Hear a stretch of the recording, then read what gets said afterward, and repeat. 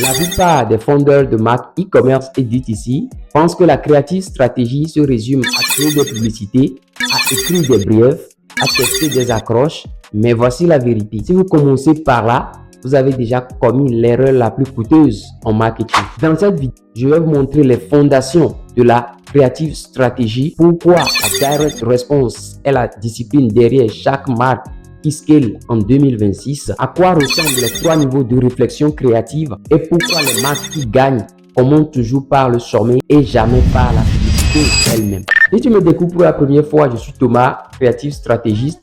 Et avant de devenir créatif stratégiste, j'ai passé 6 ans à faire du média buying, Meta Ads, où j'ai eu l'honneur d'accompagner plusieurs entreprises dans leur acquisition payante sur Meta pour un spend total cumulé de plus de 2 millions d'euros. Et sur cette chaîne, je partage avec toi tout ce que je sais sur la creative stratégie et le média buying.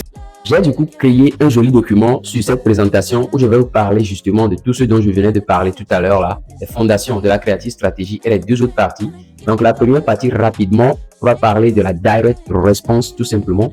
Donc la création à réponse directe en français comme discipline fondamentale. Donc déjà pour commencer, il faut comprendre c'est quoi la direct response pour les marques e-commerce et D2C sur le côté publicité.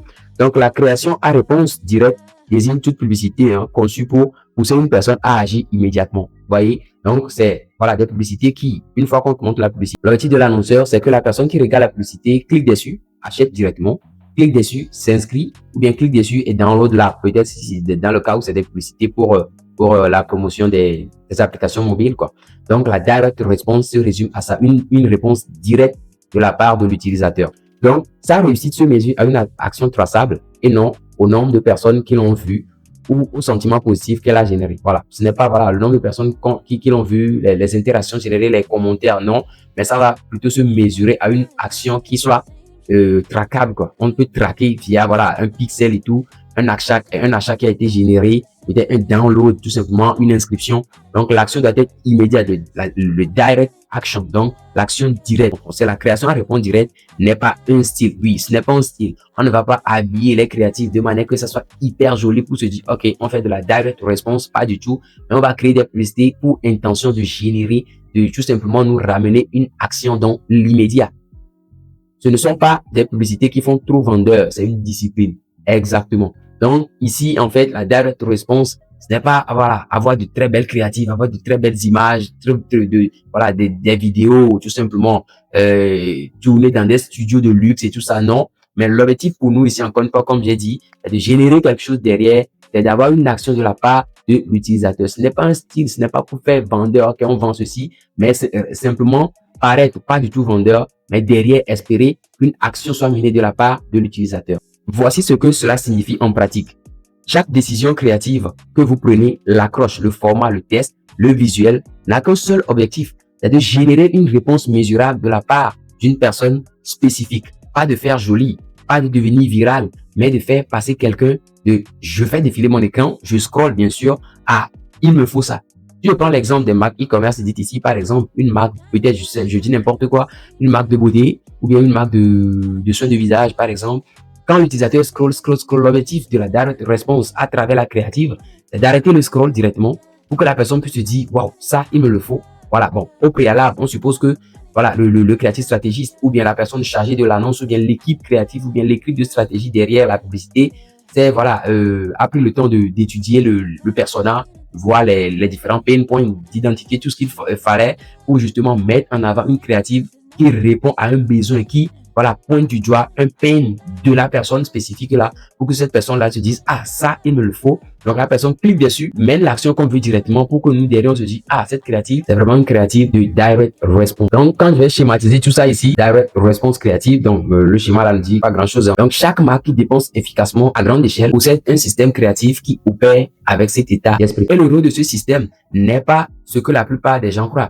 Il ne s'agit pas de produire contenu à la chaîne. Aujourd'hui, la plupart vont produire énormément de contenu, surtout avec l'arrivée d'Andromeda. Cliquez juste, voilà, tapez juste Andromeda sur YouTube.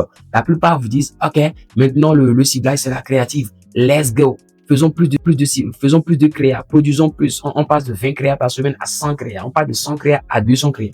Alors que l'objectif, ce n'est pas la quantité. Justement, comme vous pouvez le voir ici sur mon écran, il ne s'agit pas de produire du contenu à la chaîne. Il s'agit d'identifier ici l'action créative qui aura le plus fort effet de levier pour la marque à un instant T. Nous, on veut à travers la créative identifier des leviers, justement, comme on le dit ici, identifier des leviers qui, eh bien, aura le plus fort effet, voilà, l'action créative qui aura le plus fort effet de levier pour la marque un instant T. Donc, l'action là, justement, qui aura un plus fort effet de levier au niveau de l'utilisateur. Nous, notre objectif en tant que créative stratégie, c'est d'identifier justement l'action créative là à mettre directement derrière la créative pour que cette créative là puisse avoir beaucoup d'impact et donc convertir pour que nous, derrière, on puisse avoir l'action espérée, tout simplement. Donc, votre véritable travail est de comprendre quel élément créatif possède le plus fort effet de levier pour la marque. Oui, parce qu'aujourd'hui, en testing, on teste plusieurs choses. On teste des formats, on teste des angles, on teste des hooks et tout. L'objectif, c'est d'identifier l'action créative qui aura le plus fort effet de levier pour la marque. L'objectif, c'est d'avoir des choses qui convertissent énormément, comme on les appelle des winners pour pouvoir aller scaler agressivement.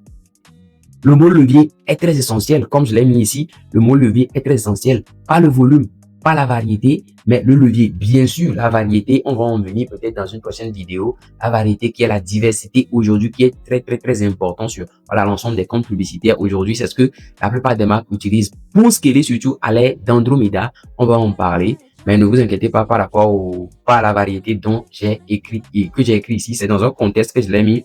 Cela ne veut pas dire qu'il ne faut pas faire des variations sur les comptes, pas du tout.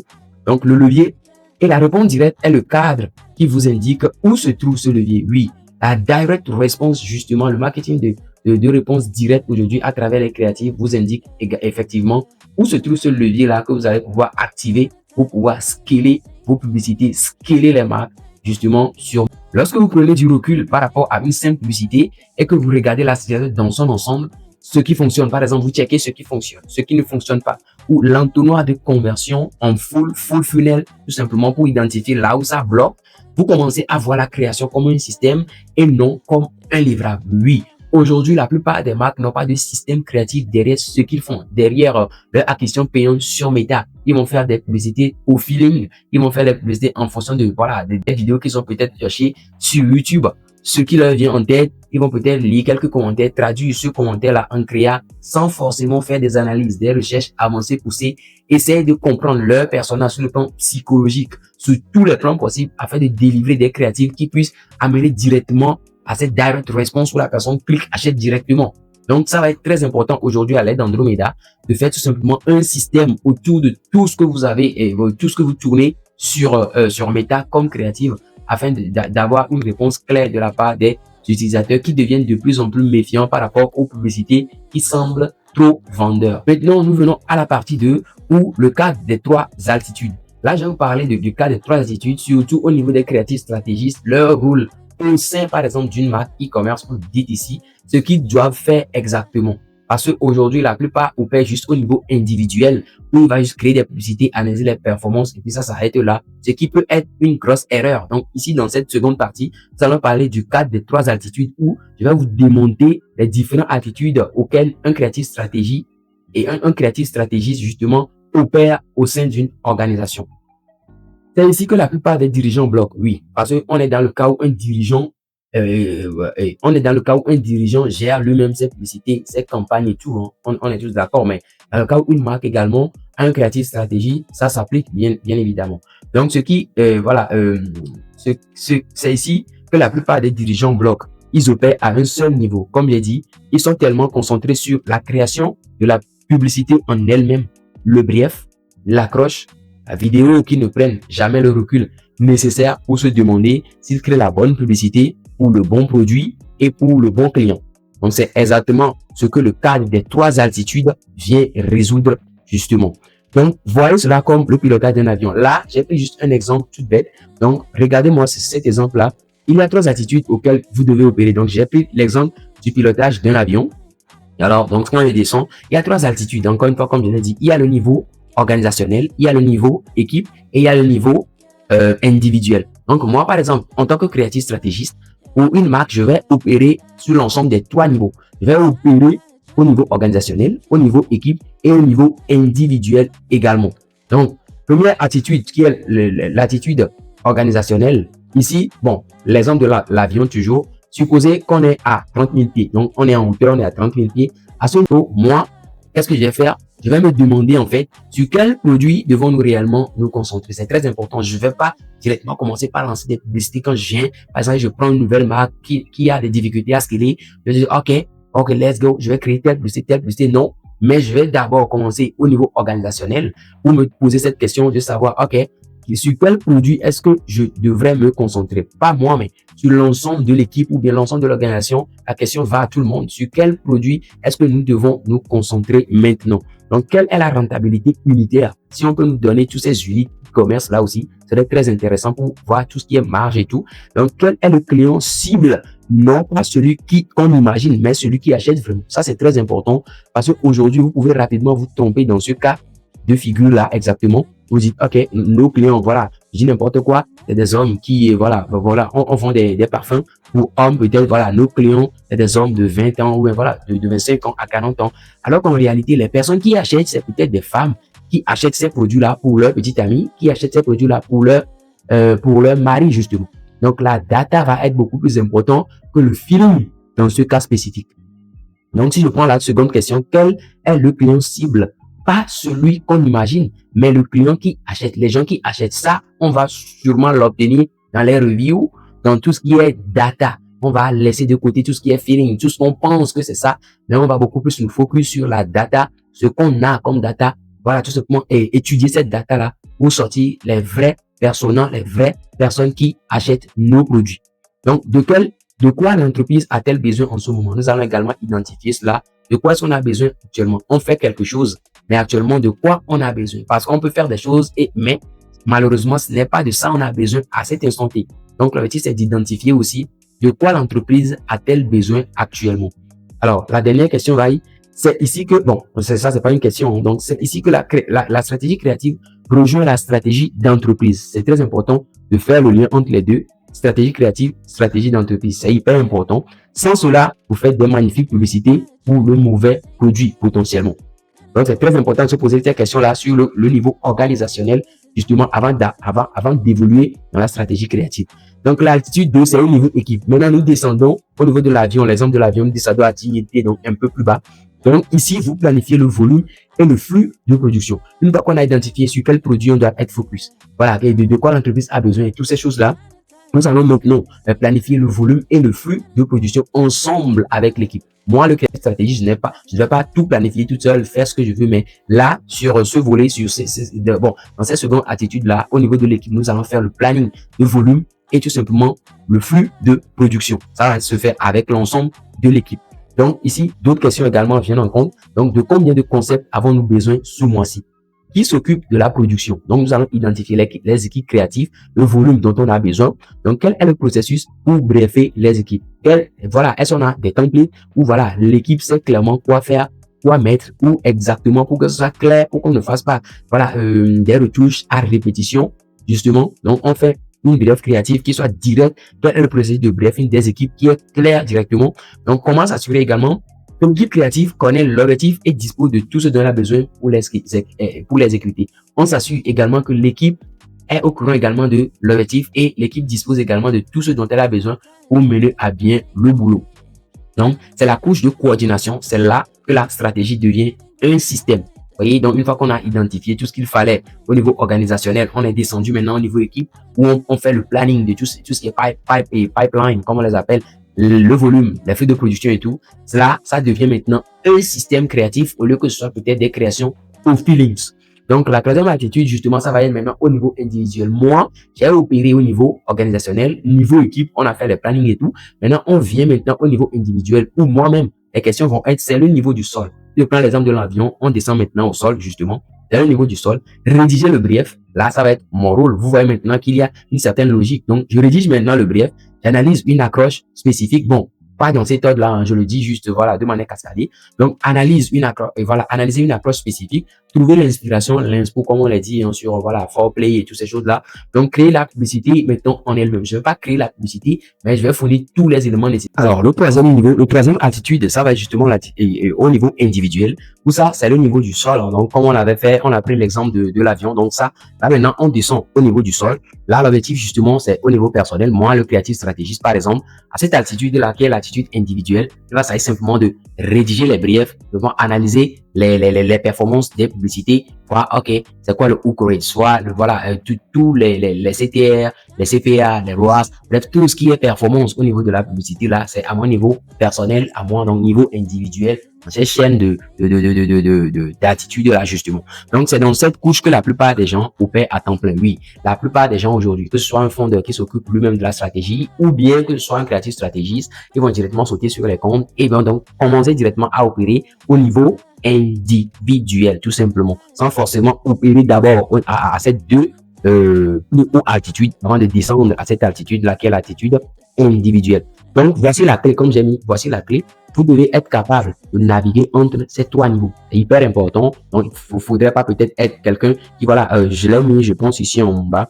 Vous devez être un faiseur et un penseur. A doer and a thinker. Vous devez être quelqu'un qui fait et quelqu'un qui pense également. Donc, vous avez le devoir d'opérer à ces trois altitudes-là, justement, pour vraiment apporter le maximum de résultats. Donc, rapidement, nous allons y aller, la partie 3. Donc, pourquoi la créative, voilà, la stratégie créative commence à l'attitude organisationnelle. Donc, là, justement, donc, je vais descendre. Donc, si vous ne savez pas ce dont l'entreprise a besoin, chaque publicité que vous créez est un pari à l'aveugle. Ça, c'est clair. Donc, si je viens, je n'ai pas pris le temps d'étudier l'entreprise, de comprendre les produits, de comprendre la marque, de faire mes recherches, de faire des paris à l'aveugle. Donc, si vous êtes un fondeur de marque e-commerce, dites ici aujourd'hui, il vous faut vraiment faire ce travail-là. Au préalable, vous faites des recherches, vous comprenez déjà votre entreprise, ça c'est clair, mais la partie recherche, c'est du temps, c'est du travail qu'il faut faire vraiment pour ne pas faire des paris à l'aveugle. Donc, vous choisissez un produit, voilà, là, c'est un exemple, j'ai mis, vous choisissez un produit, par exemple, vous trouvez un format tendance et vous validez un bref. Et qu'à la fin, vous réalisez en fait que, voilà, les marges sont plus élevées, voilà, que les marges sont plus élevées. Autre produit, voilà, vous réalisez en fait qu'il fallait pivoter vers un produit parce que les marges sont peut-être plus faibles, peut-être plus élevées, je sais pas, ou que le client cible pour lequel vous écrivez n'est pas celui qui achète réellement vos produits. Vous avez ça, c'est désolant, vous avez fait du travail, voilà, du gâchis. Et ce qui est important, c'est que sur Meta, on est en train d'investir de l'argent. Donc, tout ce que nous faisons, c'est des choses qui ont des conséquences directes. On investit 1000 euros, 2000 euros, 3000 euros, 5000, 10 000, 20 000, 30 000, 100 000 euros. Et donc, s'il faut peut-être jouer au feeling ou bien jouer à l'aveugle, je ne pense pas que ce soit intéressant. Donc là, schématiser, voilà, tout le truc. Là, on opère toujours sur l'altitude organisationnelle avant de descendre sur les autres altitudes. Donc, est-ce qu'on appelle opérer à la mauvaise altitude? Oui, voilà, justement, ça rejoint tout ce que j'ai mis ici. Sauter directement sur un compte et commencer par opérer au niveau individuel. Est-ce que nous allons opérer à la mauvaise altitude? Un anti-modèle, c'est ça. Créer 1 million de publicités d'entrée de jeu sans prendre le temps d'analyser la marque d'abord. Moi, personnellement, j'ai été certifié la dernière fois par Motion, bien évidemment, après avoir participé à leur Motion Creative Strategy Bootcamp pendant plus de 2 mois, je pense, plus de 2 mois et demi, 3 mois. J'ai été certifié finalement, donc j'ai appris tout ceci sur Motion, couplé maintenant à tout moi-même mes 6 ans d'expérience en média buying où j'ai eu l'opportunité de faire beaucoup de tests, de tester pas mal de formats, pas mal de choses.